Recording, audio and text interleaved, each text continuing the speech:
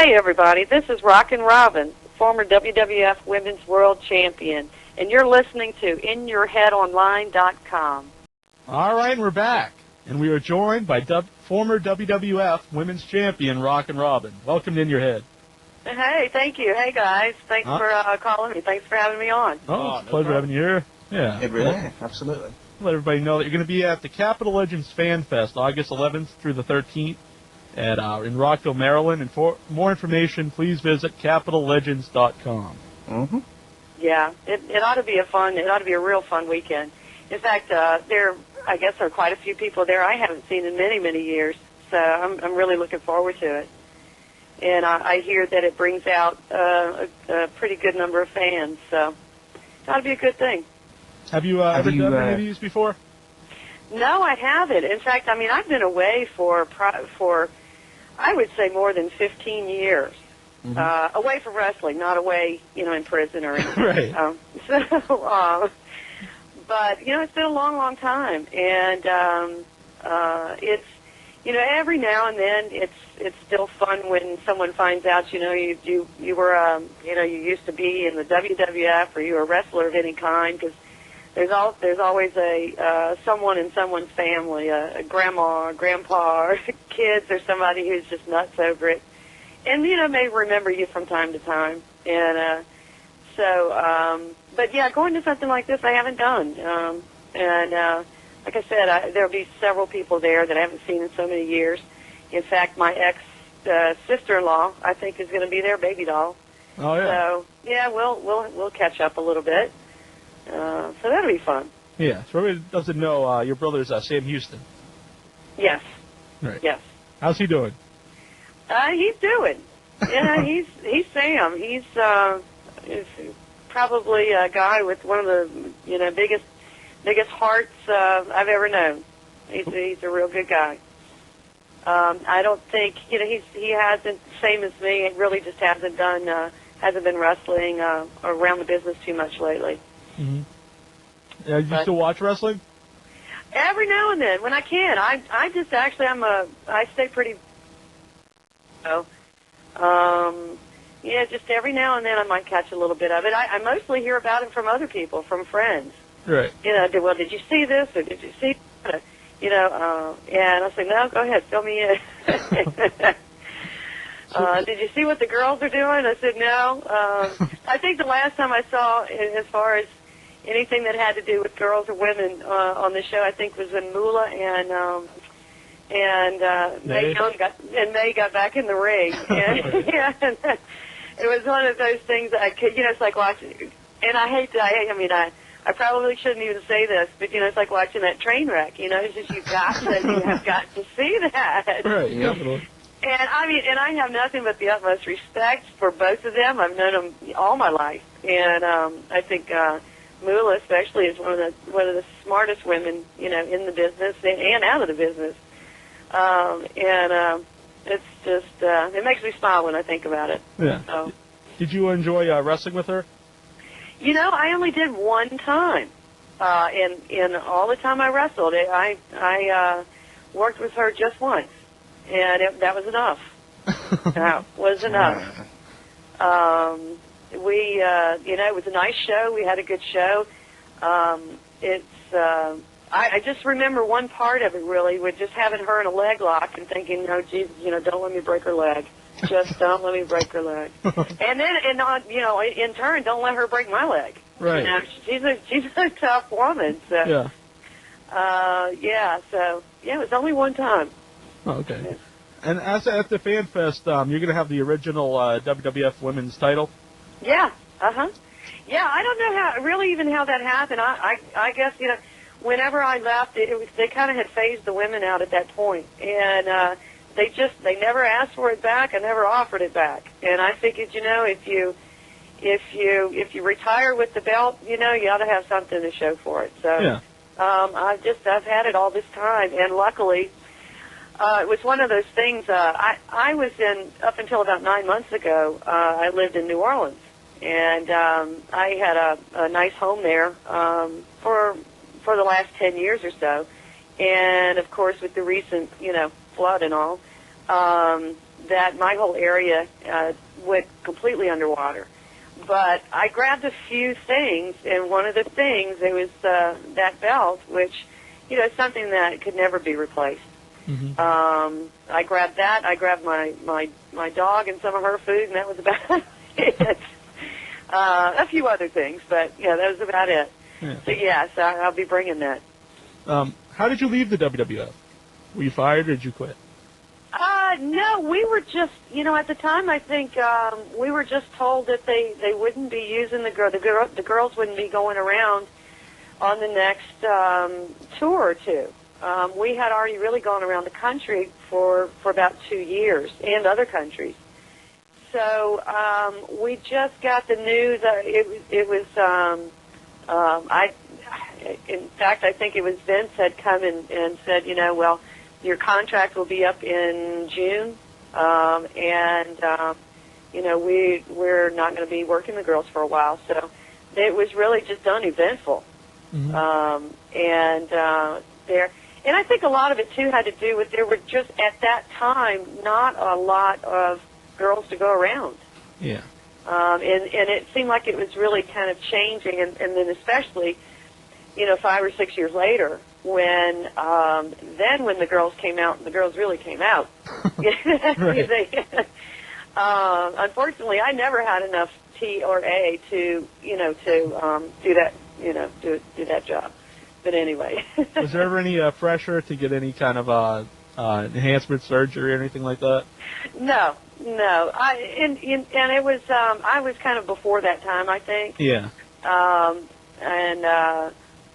I would probably appreciate it now. I don't know, but no, there wasn't. We just got in there and tried to put on as good a show as we possibly could, keep people interested. Yeah. One of my things was I didn't want to be the popcorn match where, people went to go get their popcorn, when we came on.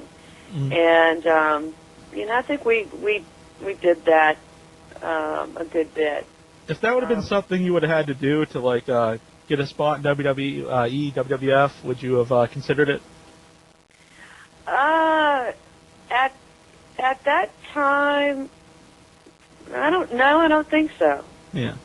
I don't think so. But nowadays, it's something that's just, that's so so well accepted, and it's something that's people are doing left and right, and mm-hmm. You got to say it does look good, So, now, and if I, still, going back, say that 15 years or 20 years, then, I probably would. Did they ever ask you to come back to do any kind of angles with any of the women since you had No, sure haven't. I've gotten calls to do other things. I think after the WWF, I went to Japan, and I went over there a couple of times, and I've gotten calls, not so much in the last few years, but probably up until about 5 years ago, and I've just really declined. I felt like whenever I actually went to the UWF and won the world title in the UWF. And once I got that title as well, then I thought, now's probably a real good time to just, to retire, to just move on and do whatever else I, was going to do with the rest of my life. And yeah. Did you think the UWF was going to be a bigger deal? No, I didn't. To me, it was. To me, the only place to be at that time was the WWF. Yeah.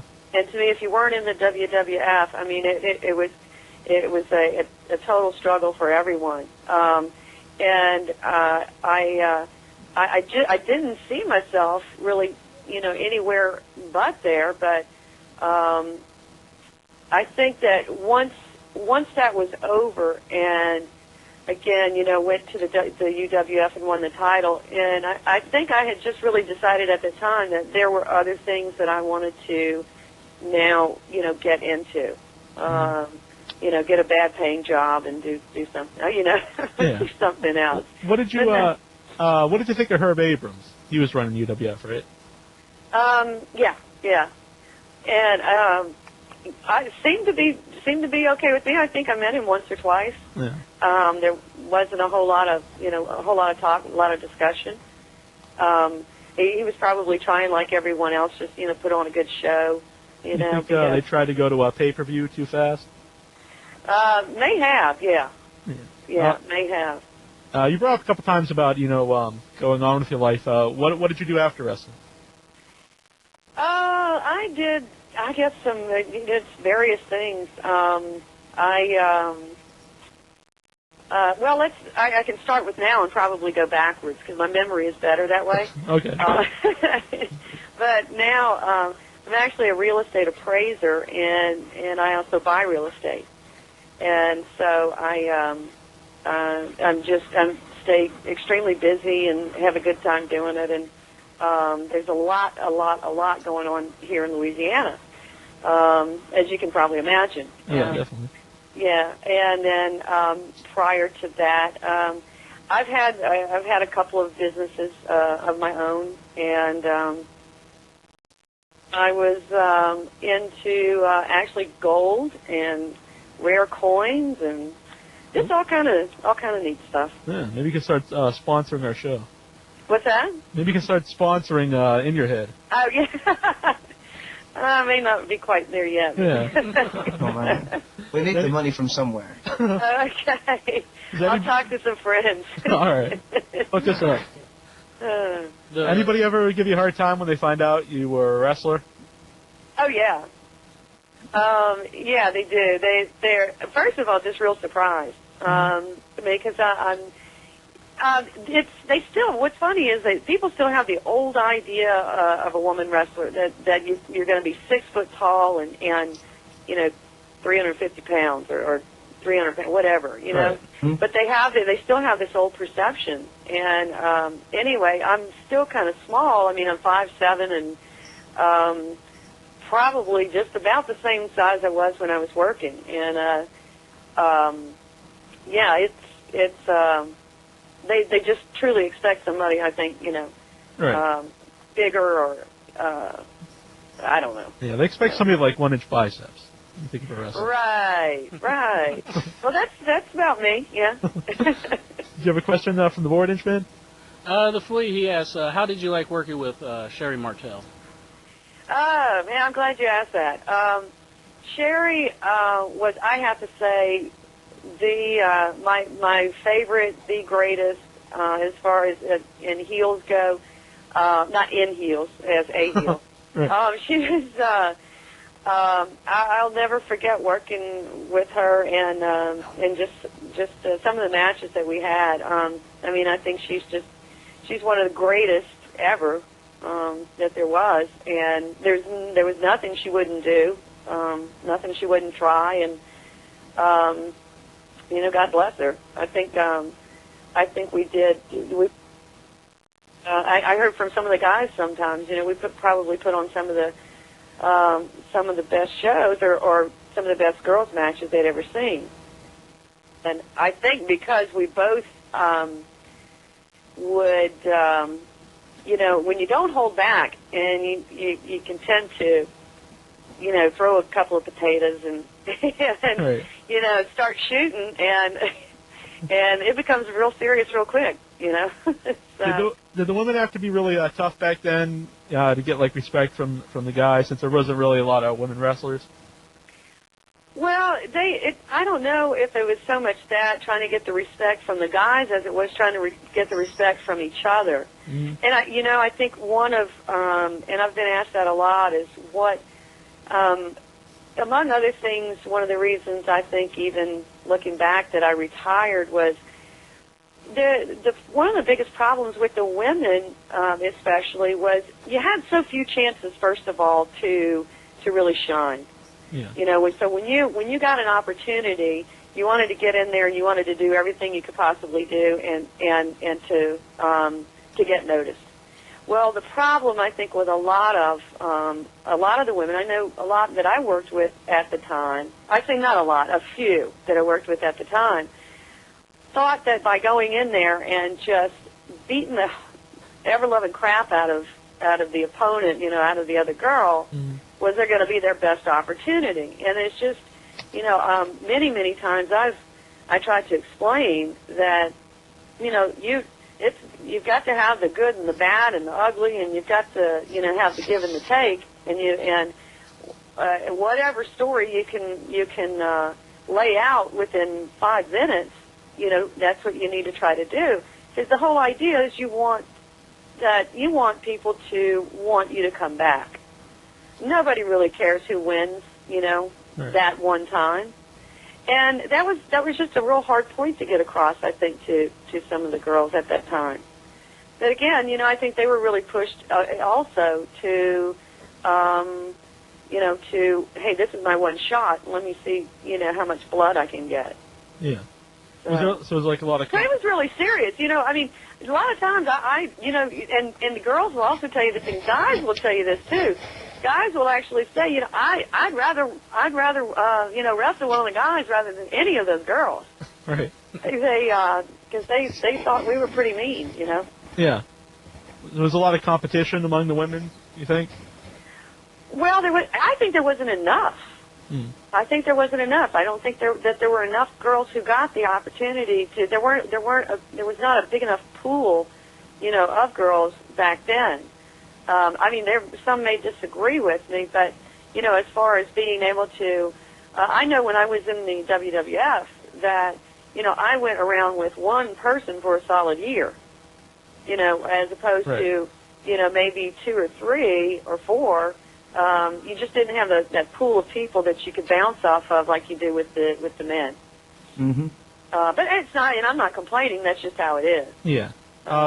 Did Sherri Martel ever have any problem with like losing the belt to you or anything? No, not that she made me aware of. In fact, I think at the time they had already had plans for her to go on and work with Randy Savage. Yeah. And so, what are you going to do? Well, sure, I'll drop the belt, and right. and why wouldn't you? And she made, I think, this was in Paris, France, and she made a great comment. My mother was there, and I was able to fly my mother over for the whole thing. But she just wanted to go to Paris. It wasn't, she really didn't, care too much about the whole ship. No, I'm just kidding. She did. Yeah. But she was more excited about the shopping. But anyway, but she made a real neat comment to her, which my mother told me later. She said, Sherri came up and said, it's your girl's turn to shine. And that's what she said. It's her turn to shine and spread her wings. And I thought that was really cool. Yeah. Me, she'd go tell me to,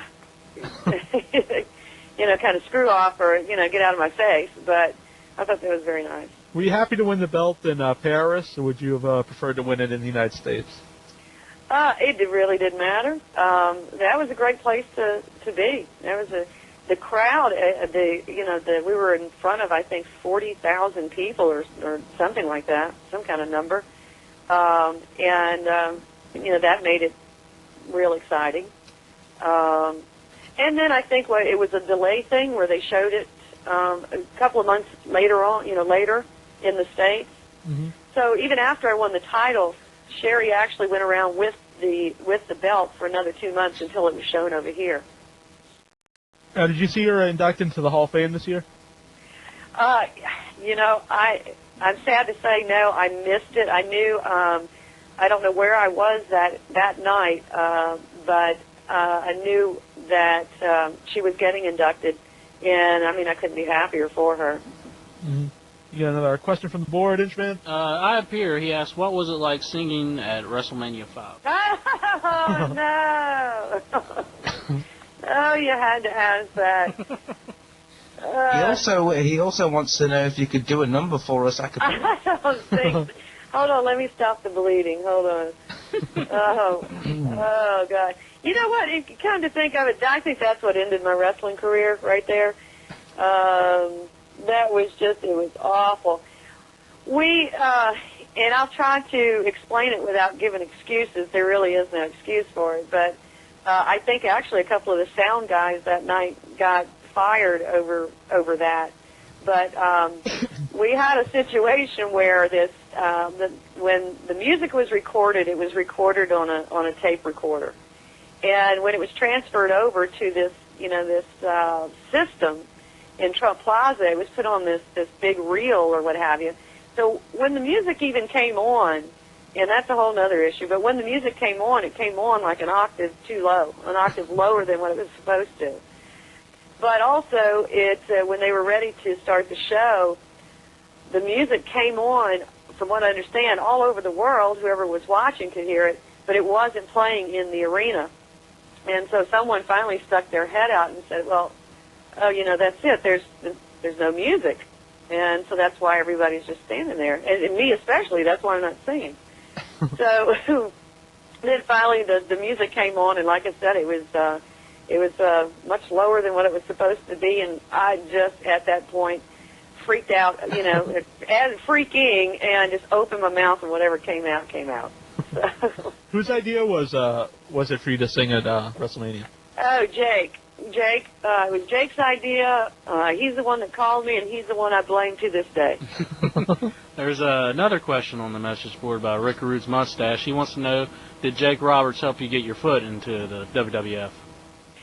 No, it wasn't really Jake. Although, I mean, at that time, boy, he was the one. He was it. But Sam and myself and Jake, we all never really came out with the whole, brother sister thing. I don't think ever. I mean, people started putting it together. It wasn't that hard. Nothing. We tried to hide, but. It was really my father that was an agent with the WWF at the time. And he said, why don't you, this was after I had trained, and he said, why don't you, come to one of the TV tapings? And luckily I went to one, I think it was in Green Bay, Wisconsin.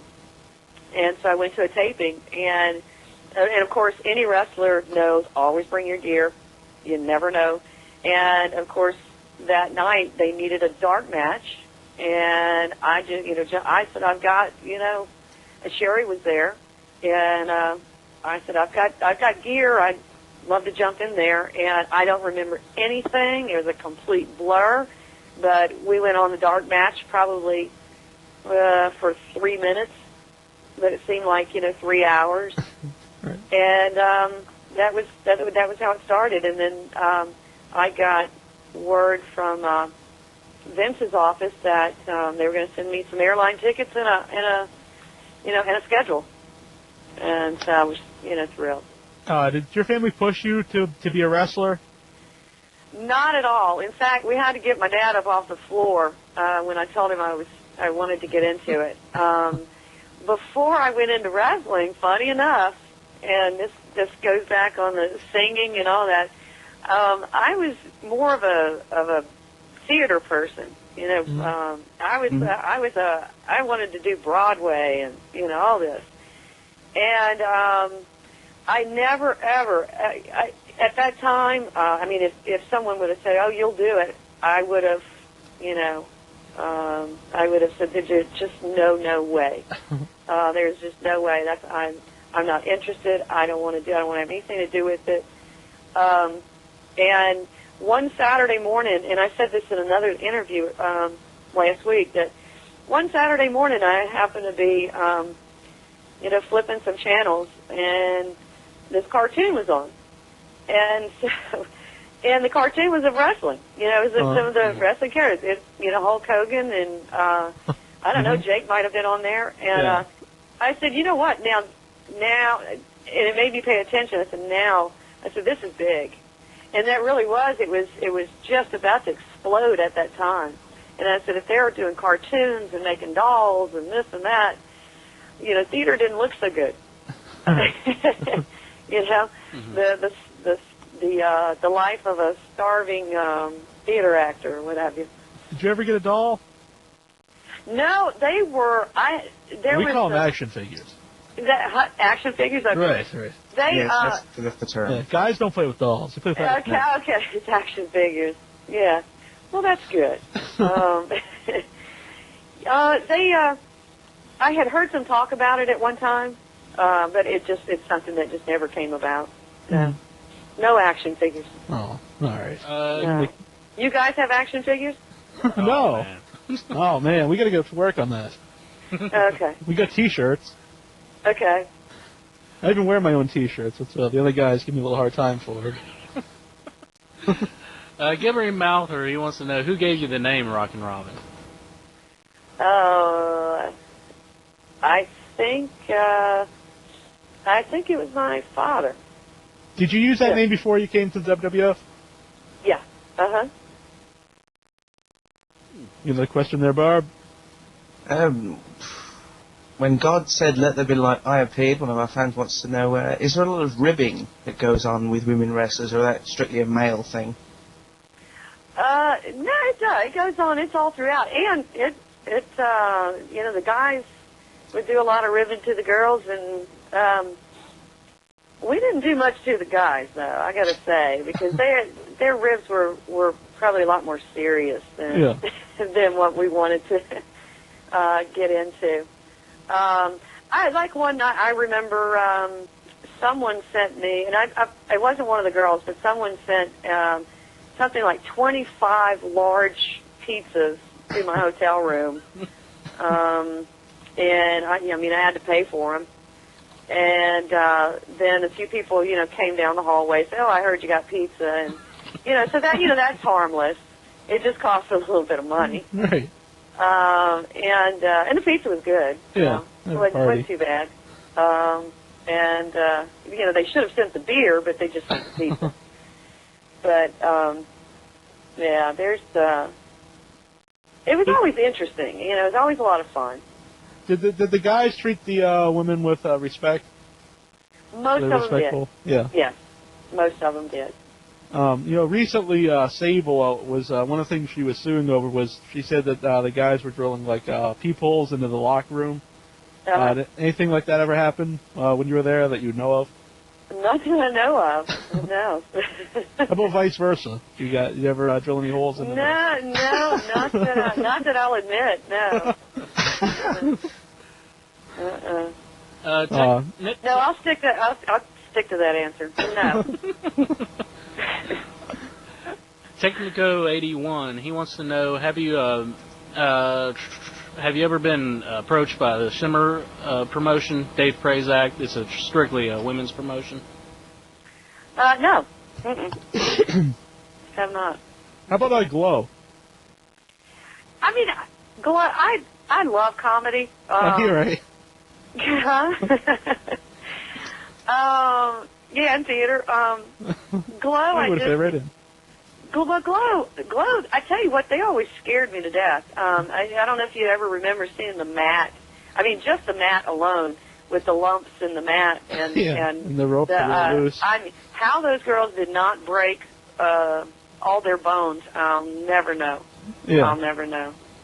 But I just don't. I think they were thrown in there for the, pure entertainment. Which, I mean, come on, that's what we all do. But I mean, you gotta have a little knowledge of how to protect yourself, and others. Yeah, definitely. Yeah, they actually, that would have scared me. Yeah. What was it like working for Vince McMahon? Oh, let's see. What was it like working for him? I guess it. I don't know. He's like Caesar of Rome. Right. It was great. There was very little one-on-one contact, I guess, with Vince. He was always very, very nice when there was. Mm-hmm. But we never got, as far as the girls, we never got a lot of direction from him or really anyone else as to, ideas or this or that. Whatever we did, we came up with on our own. Right. I don't know if you want to talk about this or not, but somebody sent me a question. Want to know if you've saw Beyond the Mat? Yeah. And they want to know if you thought it was a fair portrayal of Jake Roberts and your father, Grizzly Smith. I think it was. Jake was, I think, very honest, and it's a pretty accurate portrayal of his life. Mm-hmm. As far as my father, I don't know. Jake's about 10 years, I think, older than I am, and I don't remember. I don't know, I should say, in those animosities that went on with them. Yeah. Mm-hmm. But I also did see the new tape that is out, and if that's how he wants to portray himself, and apparently that's something that is very prevalent in his life and surroundings. What can you say? Yeah, they were talking for a while. I guess there was rumors that he was being signed back to WWF as like a booker. You think that's a good idea? You think that'll help him maybe clean up? Well, that I don't know if that's rumor or truth, or right. I have no idea. And all I can say is that if that is an opportunity, that's a great opportunity, and I would hope that he would, as anyone else, would jump on it and just grab hold tight. Mm-hmm. And because it is a chance. Yeah, it would be a chance. Yeah. I want to tell everybody that you're going to be at the Capital Legends Fan Fest August 11th to the 13th. For more information, to visit CapitalLegends.com. Mm-hmm. Do you got anything you want to tell your fans why they should come out and see you there? Just hello, and it'll be great to see everyone, whoever comes out, and I look forward to it. It ought to be a fun weekend, and just have to say, even looking back, even though I've been out of wrestling for quite a while, I would never trade it for anything in the world. It was one of the greatest times of my life. So. Thanks for coming on. We really appreciate it. Absolutely. All right. Thanks, you guys. In your head, online.com. That's the important stuff. Now, the most important thing is you're listening to Jake the Snake Roberts. Don't you ever forget that, or you just never know what might show up.